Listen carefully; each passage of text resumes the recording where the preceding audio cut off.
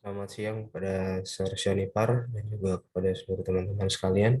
Pada kesempatan ini saya akan menyampaikan hasil reading report yang telah saya baca melalui salah satu jurnal dengan judul Peran Komunikasi bagi Pertumbuhan Gereja, disadur dari Jurnal Theologia Aletheia volume 10 nomor 19 yang diterbitkan pada tahun 2008 bulan September, ditulis oleh Agung Gunawan.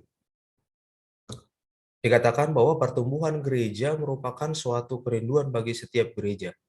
Setiap gereja memiliki keinginan agar gerejanya mengalami pertumbuhan yang sehat. Pertumbuhan gereja meliputi dua dimensi, yaitu yang pertama secara kuantitas, yang kedua pertumbuhan secara kualitas.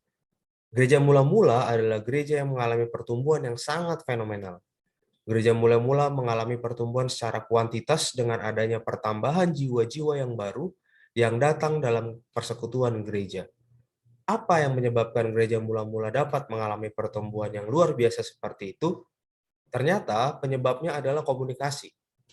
Gereja mula-mula mampu mengembangkan komunikasi yang sehat di antara setiap anggota jemaatnya.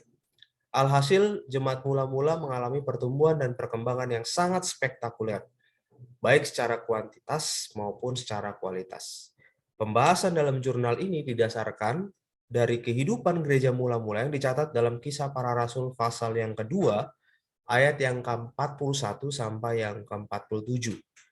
Tentang bagaimana gereja mula-mula menciptakan komunikasi yang sehat di dalam gereja dan apa manfaatnya bagi pertumbuhan jemaat itu sendiri. Yang pertama, manfaat yang bisa dirasakan, banyak hal yang dapat diselesaikan dengan sukacita. Adanya komunikasi yang sehat di dalam gereja akan membuat jemaat dapat melakukan dan mengerjakan banyak hal dalam jemaat. Dan jemaat akan merasa nyaman dan merasa senang berada di dalam gereja. Dengan terciptanya komunikasi dalam gereja, maka produktivitas gereja itu sendiri akan semakin meningkat. Ketika di dalam gereja tidak ada komunikasi yang sehat, maka akan muncul pertengkaran dan perselisihan.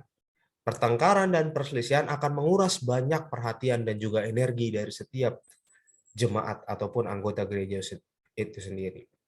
Yang kedua, manfaat dari komunikasi yang baik dalam gereja adalah keakraban satu dengan yang lain. Komunikasi yang sehat juga akan menciptakan kedekatan antar pribadi dalam sebuah gereja. Kedekatan antar pribadi dalam sebuah gereja dibutuhkan untuk pertumbuhan dan perkembangan dari suatu gereja. Hari ini, masalah yang dihadapi oleh jemaat semakin kompleks dan rumit. Ada masalah keluarga, ekonomi, studi, pekerjaan, dan lain-lain. Itulah sebabnya banyak jemaat tidak mampu menghadapi permasalahan sendiri. Dan komunikasi yang baik, mereka akan membutuhkan orang lain untuk menjadi sahabat dan juga untuk berbagi. Yang ketiga, manfaatnya memberikan pengaruh yang lebih besar. Komunikasi ternyata juga mampu mempengaruhi orang lain.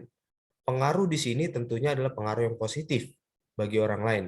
Dengan kata lain, bahwa komunikasi yang sehat akan mampu menggerakkan atau mendorong orang lain untuk terlibat secara aktif dalam sebuah kegiatan ataupun aktivitas di dalam gereja itu. Sehingga orang akan mau beraktivitas ataupun mengikuti setiap kegiatan dalam gereja tanpa keterpaksaan, namun dengan satu ketulusan hati. Manfaat yang keempat adalah membangun rasa hormat yang lebih satu dengan yang lain. Komunikasi yang sehat ternyata mampu menciptakan suatu kehidupan yang saling menghormati dan menghargai satu dengan yang lain. Salah satu kebutuhan dasar manusia tentunya adalah dihormati. Pertikaian dan pertengkaran akan membawa kepada kehancuran, dan seringkali hal ini dipicu oleh adanya sikap yang tidak saling menghargai dan menghormati. Dan komunikasi yang baik bisa mengurangi hal-hal seperti ini. Manfaat yang kelima, bersikap ramah terhadap konflik. Komunikasi yang sehat ternyata mampu membuat seorang merasa nyaman dengan konflik. Kenyamanan dalam menghadapi konflik hanya bisa terjadi apabila seseorang memiliki komunikasi yang sehat dengan orang lain. Dengan adanya komunikasi yang sehat, maka seseorang akan mampu menyelesaikan konflik yang terjadi dengan orang lain bagaimanapun rumitnya. Oleh karena komunikasi yang sehat itu akan mampu menciptakan keterbukaan ya antara setiap bagian dalam yang berkonflik untuk mau memecahkan konflik itu sendiri. Itulah sebabnya kesimpulan dari jurnal ini mengatakan komunikasi sangat dibutuhkan untuk pertumbuhan sebuah kehidupan gereja, khususnya di zaman sekarang ini.